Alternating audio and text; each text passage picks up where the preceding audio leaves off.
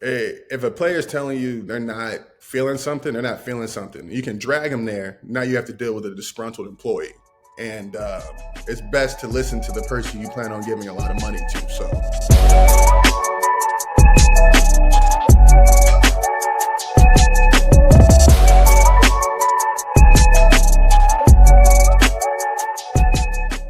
Hey, so we are back, TSL Locker Room, where we tackle the biggest conversation in sports and culture. I am Osei the Dark Secret, and today my guest, you know him, NFL veteran and Vanderbilt standout, Stephen Weatherly. Stephen, what's good, brother? how's it going? Bless, bro. Bless, man. Let's jump in, man. So Anthony Edwards, obviously an A-Town native. He's been making headlines. He's saying that he doesn't want to be the face of the NBA. He said he could be that guy, but all he wants to do is kill cats on the court and then just Mhm. go home, man. Now, of course, that sparked a big debate.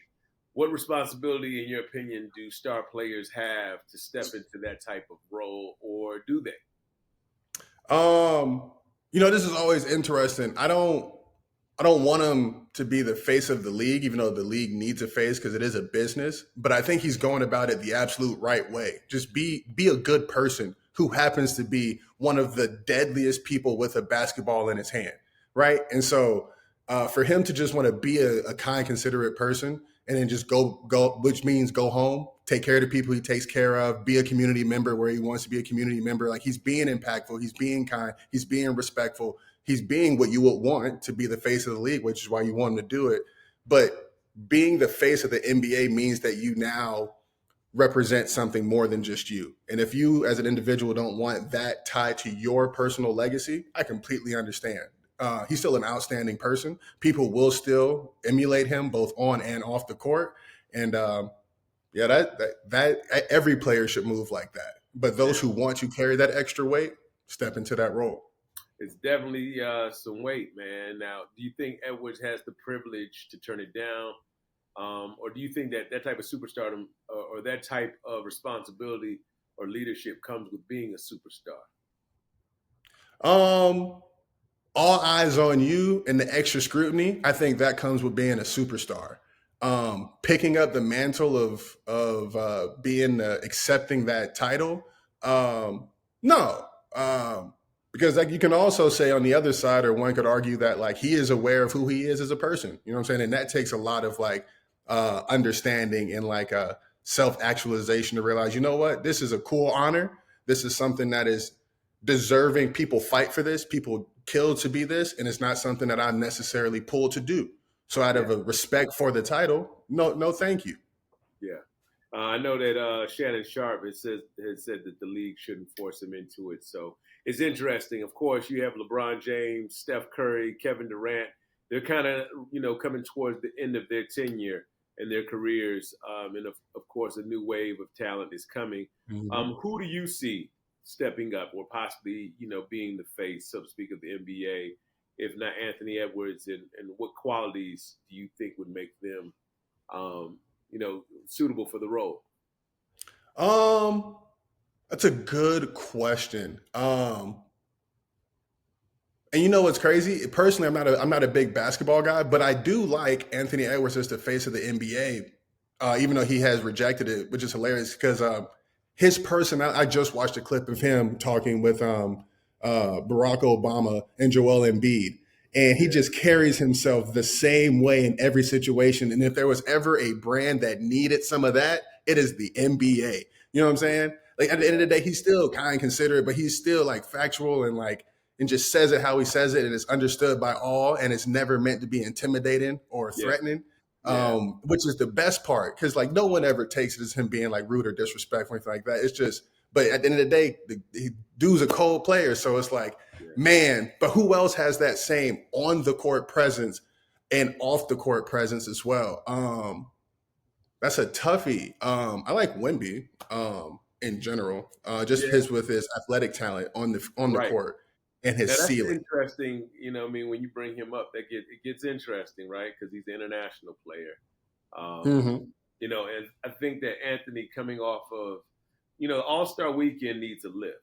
You know what I mean? It's definitely not what it's been, just like the Pro Bowl and all those other things. I mean, it just needs a Hmm. lift. I don't know. I think his unassuming nature makes him, natural. But it's funny you mentioned Wemby, and I want to get to Victor and then Luka Doncic. I mean, when you talk about the international angle, what do you think about that? Stephen A. doesn't think that the face needs to be someone on a global scale. He thinks it needs to be someone who's homegrown, someone American.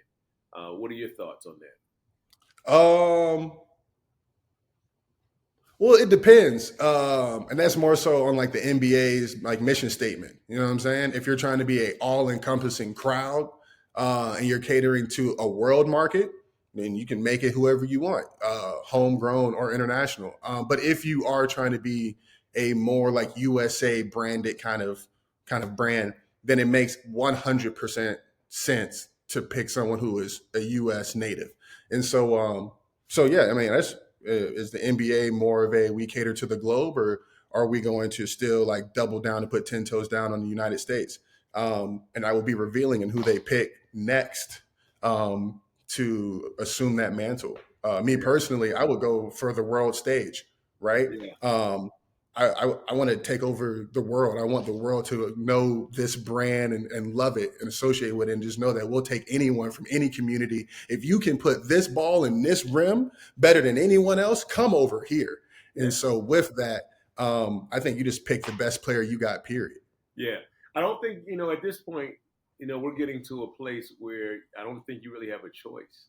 You know what I'm saying? That could have been what it was back in the day, but now it's kind of like when you become bigger and your brand becomes bigger, you have to go with wherever it pulls you. You know what I mean? Hmm. So it could very well end up being one of these more global players, and it could change things. And same thing with the NFL, right? If the NFL is becoming more Absolutely. global and you're getting these different players from different countries, who knows where that Hmm. goes? But we'll have to, say and see how that plays out. But it'll be interesting. Um, Absolutely. Steven, let me ask you this: Did you watch All Star Weekend this past weekend? I watched the slam dunk contest and the 3-point contest. Okay, of course, slam dunk contest. So Mac McClung. All right, Saturday Yes. night. You know what I'm saying? He got his third straight, making history. So now we're hearing that Ja Morant and Giannis might want to step up and challenge him. Who do you think would win if that type of showdown happened? Ja Morant. How tall is Ja Morant? You know what? Is he like 6'3" or something like that? I don't know. Okay. But I feel like Ja, Um, he's got the skill. I mean, to me, he's got the edge. I'm a it for me. I always give credit to shorter dudes jumping, which is why McClung being 6'2", I'm like he's getting up there and he's Yeah, double dunking over the main part of the card. You got to hmm give credit where credit is due. yeah, But if Giannis steps into the arena, I need to see some otherworldly big man type of endeavors. You know what I'm saying? yeah, Um, does he have that level of creativity? I would love to see. But yeah, if they're trying to stop the undisputed champ going for 4 in a row, um, yeah, it's going to take someone of that caliber. But I think Ja has the edge for sure. yeah. I mean, look, Mac McClung has certainly. I mean, he's won more money in the dunk contest than he has in his NBA career, and he deserves it. So he's made Absolutely. that part of it interesting, indeed, man. Um, All right, let's jump into this fair or foul, Steven. So, you already know what it is. Once I give you the statement, you'll call it fair or foul and explain why. Hmm. Kevin Durant, his reason for turning down the trade to the Warriors, saying he didn't want to move midseason. Was that fair or foul? Fair. If a player is telling you they're not feeling something, they're not feeling something. You can drag them there. Now you have to deal with a disgruntled employee, and it's best to listen to the person you plan on giving a lot of money to. So, Yeah, man doesn't want to move for that reason. That's the reason. yeah. I mean, a lot of people think it had something to do with Draymond Green and how he's treated by Warriors fans. But like you said, you don't want to have a disgruntled employee. Um, let's go to this next one. Bill Belichick recently said on Let's Go that the Chiefs coach Andy Reid's failure to properly address the left tackle position was the main reason the Chiefs lost the Super Bowl. He suggested that this issue snowballed all season and it ultimately led to their downfall. Do you think that that's a fair or foul assessment?